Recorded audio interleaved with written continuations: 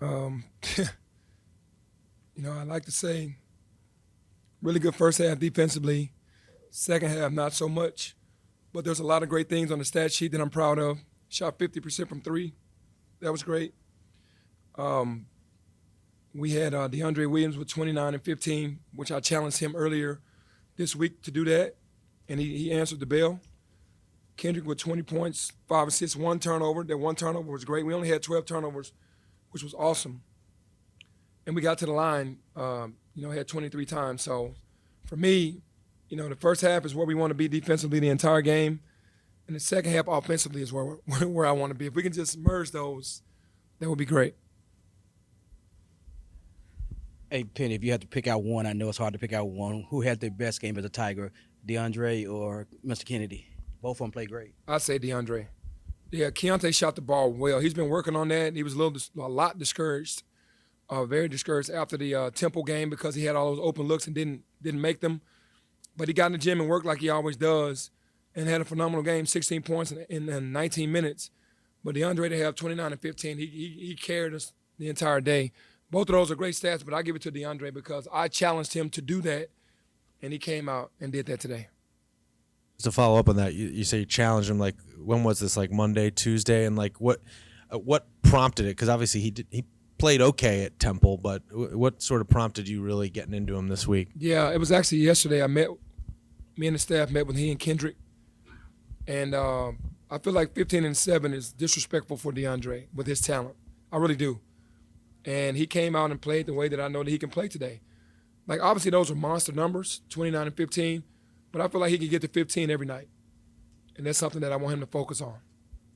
So I thought you might come in and say something like, that's more like it, sort of thing. Like, Well, if I can merge those halves, I'd say that's more like it. well, that's what I was going to say. You're not exactly in that kind of mood. You're kind of left wanting more, it seems, a little. Well, the way my brain works and how I know this league works is that this league, it thrives off of teams' weaknesses, and we're showing way too many weaknesses.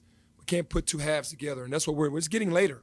The games are dwindling down, and you're going to get into a point where you're trying to posture yourself or position yourself to have a first-round bye in the conference tournament. That's what you're playing for. You're playing for conference championship, title, and the AAC championship and the regular season championship, and it's also for seeding. So the more weaknesses that you show, and it keeps happening repeatedly every game, then it starts to become a concern. So I praise them, but I also know that there's caution to what we're doing, that we got to be careful because teams are going to continue to go at us at our weaknesses, and we just got to keep getting better at those. How much of Kennedy's three-point shooting is maybe just a result of being in a better rhythm because he's getting a few more minutes and just is able to be in the flow of the game a little bit more, and if you continue to get that from him, can that make three-point shooting like this as a team more of the rule than the exception? Well, I think that with me challenging Kendrick and DeAndre to make more plays for the team, because Keontae averages this many minutes. He didn't play more minutes. He actually played a little less tonight. It was just more opportunities, and he took advantage of his opportunities.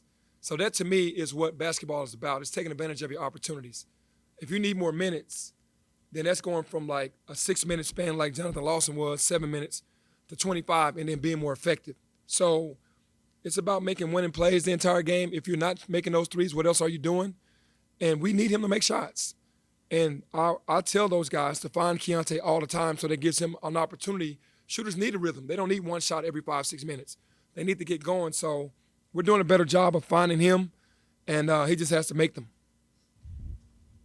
Hey, Coach, for the next 2 weeks, are you in like survival mode until all your troops get back to try to do enough to win? I know it's don't have to be pretty until you get back healthy, or you just looking at one game at a time? I'm looking at one game at a time. We understand that we're, not at full staff as far as like our team, having our full team, but it's next man up, and these guys are prepared to go out. Obviously, we miss Malcolm, Alo, Jaden, but these guys are prepared to win, and they're capable of winning. They've won 2 tough games, and my mindset is to go 1-0. You can't feel sorry for yourself because if you lose those games, they're not going to say 3 starters are missing. Just like if you win them, they're not going to say 3 starters are missing. So you just got to go and compete and try to be 1-0 every game.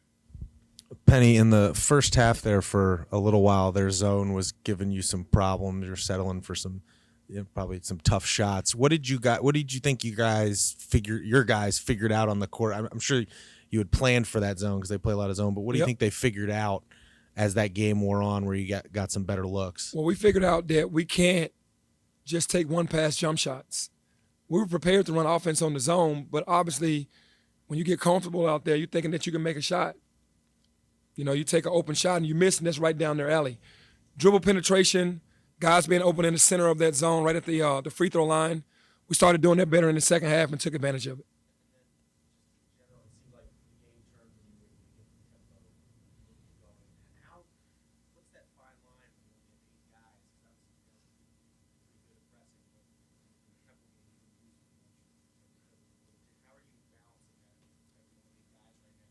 Yeah. Yeah, no, it's timely pressing, now, not just random or going every time.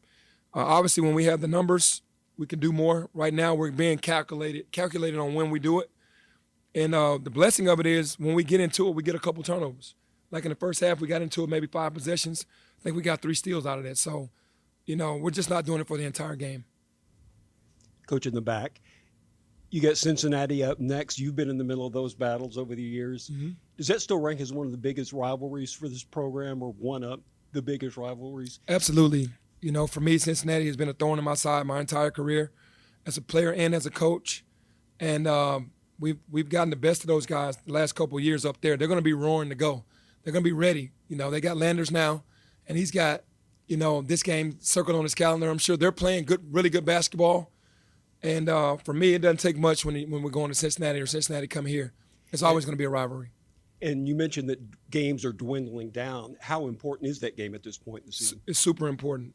It is important. It's a game that it gets us back to where we need to be, because we dropped one that we had at UCF and we lost one at Tulane.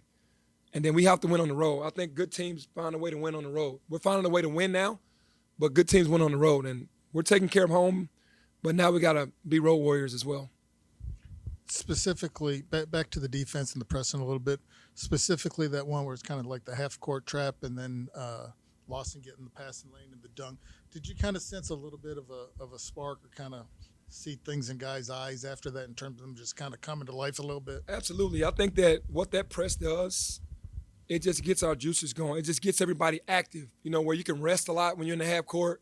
And you kind of get idle sometimes. It's just, to us, all bodies are moving, all bodies are anticipating, all bodies are down in the defensive stands, which is what we want in a half court. We don't want to have to press all the time, but our half court defense kind of gets, lackluster, and we give teams layups, teams offensive rebounds. When we get into the circle trap, it just seems like guys they get more energy. Coach Anthony, you're approaching a milestone. Can you reflect back on what you traveled from beginning to win one to coming up to the milestone you're approaching? Yeah, you know what? I haven't even had a chance to really even think about the milestone, but I'm blessed to even be the coach here at Memphis. And from the first game that I came in, I was just excited to be here, and it's still the same. I haven't lost that feel of wanting to win for this city and for this university. So my wins are great. I'm such a team player. It wouldn't have happened without all the great players and the great staff. And we just want to keep racking up the wins. So whenever that comes, I'm sure I'll be excited.